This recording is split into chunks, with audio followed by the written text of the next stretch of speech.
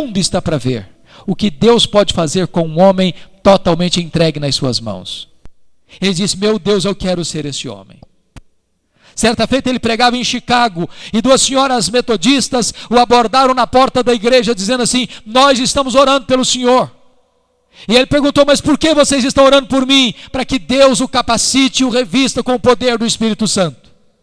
Um dia ele caminhava em Nova York, na Wall Street, quando de repente o Espírito Santo veio com grande poder sobre ele.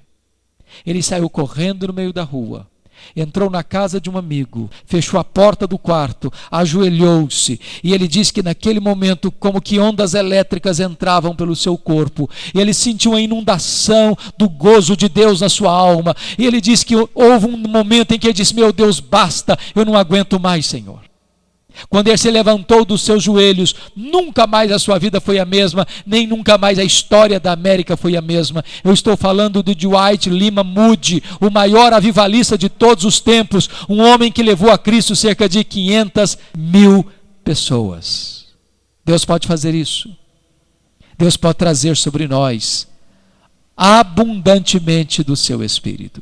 É promessa de Deus, segura e abundante. Mas em segundo lugar, irmãos, esse texto nos mostra outra verdade. O avivamento não é apenas promessa de Deus. Veja o verso 3 outra vez. O avivamento é necessidade da igreja. Notem que há vários símbolos do Espírito Santo na Bíblia. Existe o azeite, existe o óleo, existe o vento, existe o hálito, existe a pomba, existe o fogo. São símbolos do Espírito Santo. Mas o símbolo que é escolhido nesse texto é a água. Derramarei água sobre o sedento, torrente sobre a terra seca. Derramarei do meu espírito sobre a tua posteridade e a minha bênção sobre os teus descendentes. Por que que o Espírito Santo se auto-apresenta como água? Para nos ensinar duas verdades. Primeiro, não há vida sem água. A água é absolutamente necessária para haver vida. Você pode ter a melhor terra, você pode ter a melhor semente, você pode ter os melhores insumos, você pode ter a melhor tecnologia. Se não tiver água, a semente morre mirrada no ventre da terra. Você pode ter os templos mais modernos, você pode ter a tecnologia mais sofisticada, você pode ter os crentes mais eruditos, você pode ter os pregadores mais eloquentes, você pode ter a igreja mais influente na sociedade. Sem o Espírito Santo, a igreja está morta.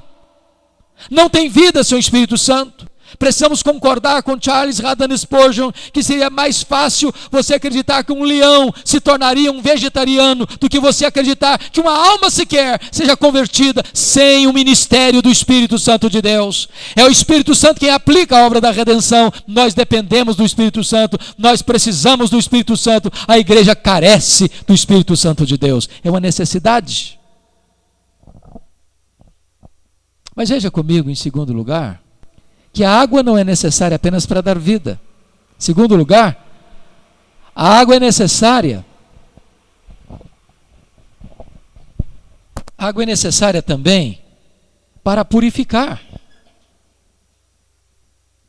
A água é necessária para purificar. E eu faço uma pergunta para você. Por que que nós ainda não recebemos um avivamento? Será que os céus estão fechados? Será que a mão de Deus está encolhida?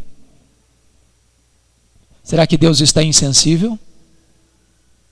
Será que esta bênção foi apenas para outros povos em outras épocas? O que que impede a chegada dessas chuvas, dessas torrentes? E nós não temos outra explicação, a não ser admitir que a única coisa que impede a chegada dessas torrentes do céu é o pecado.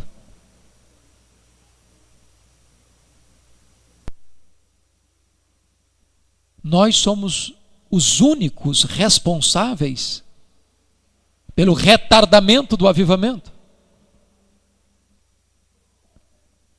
Quando Earl Stiggins esteve no Brasil há alguns anos, Ele que experimentou um grande avivamento na África do Sul, em 1966, nós fizemos uma pergunta para ele: o que é avivamento? E a resposta dele foi curta e objetiva: avivamento é preparar o caminho do Senhor para que ele se manifeste. Todo vale tem que ser aterrado, todo monte tem que ser nivelado, todo caminho torto tem que ser endireitado, todo caminho escabroso, fora do lugar, tem que ser aplanado. Então toda a terra ou toda a carne verá a salvação de Deus. Enquanto nós não colocarmos a nossa vida certa com Deus, o avivamento não chega. Quando Elias orou pelas torrentes do céu, lá no Monte Carmelo, a primeira coisa que ele fez foi eliminar Baal.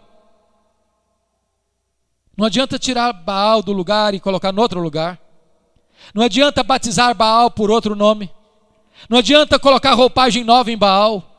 Baal tem que ser eliminado, porque ele se interpõe entre as chuvas de Deus e a terra ressequida.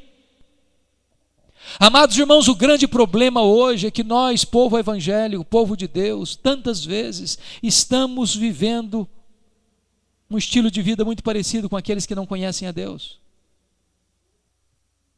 Estamos diminuindo cada dia mais as diferenças. Falamos as mesmas coisas, vemos as mesmas coisas, ouvimos as mesmas coisas, praticamos as mesmas coisas. Não há sede de santidade, não há choro pelo pecado, não há quebrantamento verdadeiro, não há arrependimento sincero. Há pecado no meio do arraial de Deus.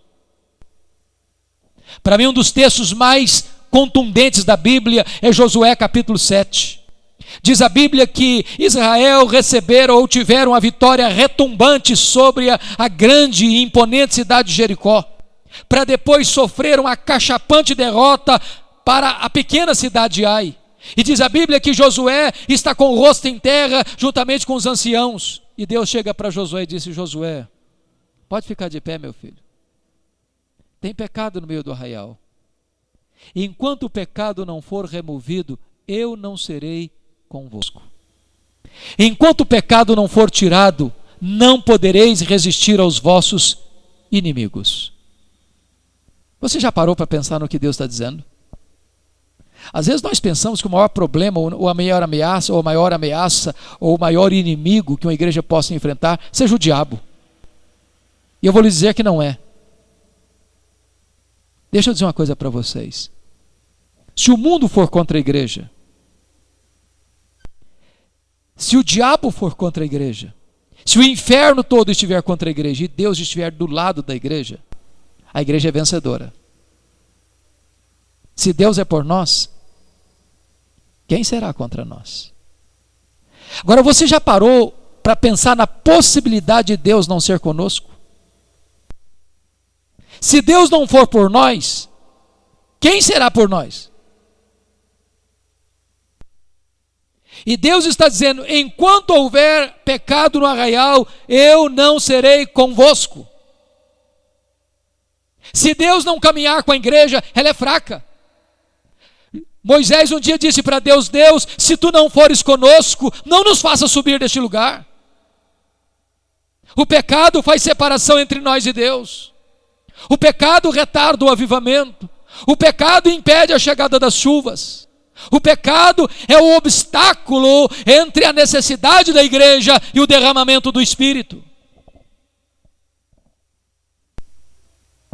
Amados irmãos, nós estamos vivendo um tempo de muita celebração e pouco quebrantamento, de muito ajuntamento e pouco arrependimento, de muito barulho e pouca substância.